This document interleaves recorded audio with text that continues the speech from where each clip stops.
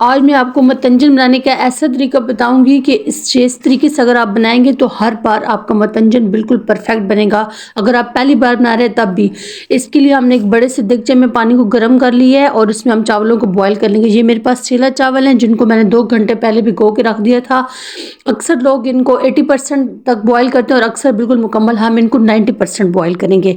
कोई इनमें खजूरें, छुआरे, चीनी बगैर कुछ भी डाले बगैर इनको हम 90% बॉयल करेंगे। बॉयल करने के बाद इनको हम छलनी में छान लेंगे।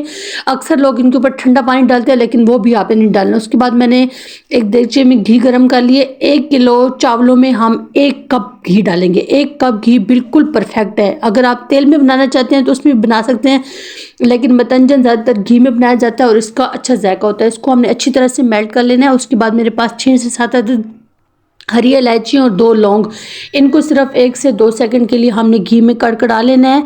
इससे चावलों की खुशबू और जायका बहुत अच्छा हो जाता है। उसके बाद ये मेरे पास ड्राई फ्रूट्स, नारियल, इसको मैंने स्लाइसिस में कट कर लिया। किशमिश और बादामों को मैंने गर्म पानी में भिगो के रख दिया था और इनका छिलका उतार लिया। इनको भी 1 से 2 मिनट के लिए हम घी में कड़कड़ा लेंगे। ड्राई फ्रूट्स आप अपनी पसंद से कम या ज़्यादा जितने आपको पसंद है और जो जो पसंद है आप वो सारे इनमें डाल सकते हैं। इसकी कोई क्वांटिटी, कोई मिकदार कुछ भी नहीं होता, जो आपको पसंद है आप वो डालेंगे। उसके बाद इसकी चाशनी तैयार करने के लिए हम इसमें डालेंगे 1 किलो में 1 किलो चावलों में 1 किलो ही चीनी डलती है, लेकिन मैं 1 किलो से थोड़ा सा कम डाल रही हूँ। 3 कप मैंने भर के डाले हैं। आप चाहें तो 1 किलो भी डाल सकते हैं अगर आपको ज़्यादा मीठा पसंद है, लेकिन 3 कप इसमें इनफ है, मेजरमेंट वाले कप हैं। उसके बाद मैं इसमें डाल रही हूँ 1 प्याली दूध। आप इसकी जगह पानी भी डाल सकते हैं। अक्सर लोग पानी और दूध मिक्स डालते हैं, आधी प्याली पानी और आधी प्याली दूध। मैंने इसमें 1 प्याली दूध की डाली है और इसका 1 तार या 2 तार का शीरा नहीं तैयार करते होते। जस्ट आपने इसको हिलाते रहना चीनी डालने के बाद और सिर्फ चम्मच पे डाल के चेक करना है। जब तक चीनी का दाना बिल्कुल मुकम्मल तौर पे ख़त्म नहीं हो जाता तब तक आपने इसमें चम्मच चलाते रहना है। और जैसे ही इसका दाना ख़त्म हो जाएगा, चीनी आपकी बिल्कुल सारी मेल्ट हो गई है, तो इस पॉइंट पर आप इसमें चावल डाल देंगे और फ्लेम आपने मीडियम टू हाई रखना है।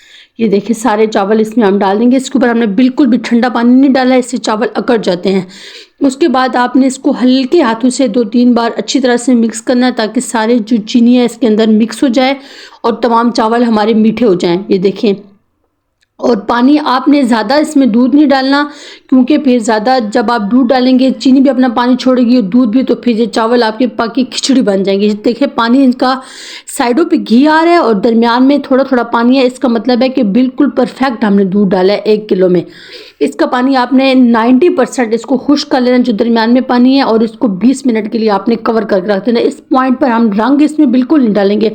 अगर आप गीले चावलों में रंग डाल के इनको दम दे देंगे तो जिस टाइम आप खोलेंगे तो सारा रंग इसमें फैल जाएगा। ये देखें चावल हमारे मुकम्मल तौर पे खुश्क होंगे, इसलिए मैं इनके ऊपर सूखा रंग डाल रही हूँ। अगर आपको थोड़े से चावलों में 1 कनी 2 कनी लग रही है तो आप पानी में हल करके डालें। रंग अपनी मर्जी से डालें। मैं इसमें ग्रीन रंग, ऑरेंज रंग और रेड डाल रही हूँ। बिल्कुल 1 चुटकी भर मैं खुश्क ऊपर धो रही हूँ। इस पॉइंट पर आप इसके ऊपर खोया भी डाल सकते हैं, और अक्सर लोग जो है ना ड्राई फ्रूट्स को फ्राई करके निकाल लेते हैं और दम देने के पॉइंट पे डालते हैं, लेकिन ड्राई फ्रूट हमारे इसी में है।